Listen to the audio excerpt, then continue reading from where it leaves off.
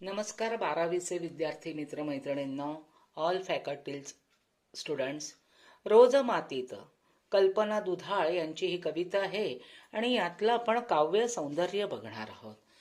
तुम्हाला काव्यपंक्ती दिलेल्या आहेत, त्या दिलेल्या असतातच आणि त्या काव्यपंक्तीवरून जर तुम्हाला त्यातील प्रस्तावना जी आहे ती लिहिणं गरजेचं आहे की आता यामध्ये बेणं दाबते वगैरे म्हणजे कष्ट करणाऱ्या स्त्रीचं वर्णन केलंय, हे तुम्ही सहज प्रस्तावनेत लिहू शकता आहात.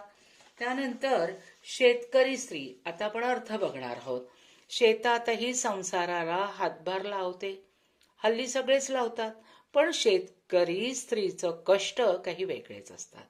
मग ते कांद्याची लहान लहान रोपं लावते, तसे ऊसाचे कांड सुद्धा ती लावते. किती कडक असतील त्या जमिनीत घालायचे म्हटल्यावर, आणि ते जर ओपन राहिले कारण त्यांना प्रेशर देऊन दाबून लावावं लागतं, आणि ते जर कांडे मातीत दाबून लावले नाही तर ती उघडे पडतील आणि ऊसाचं पीक भरघोस येणार नाही, ही काळजी देखील तिला आहे.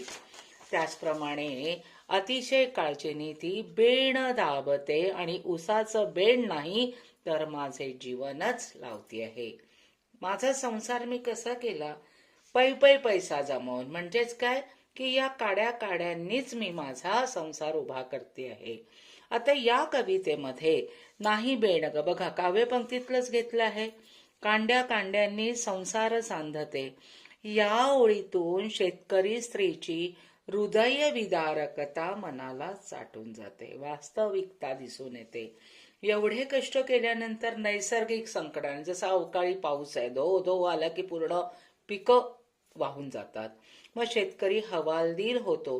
हे सत्यही आपल्याला नाकारता येत नाही, हे लिहिणं गरजेचं आहे बरं.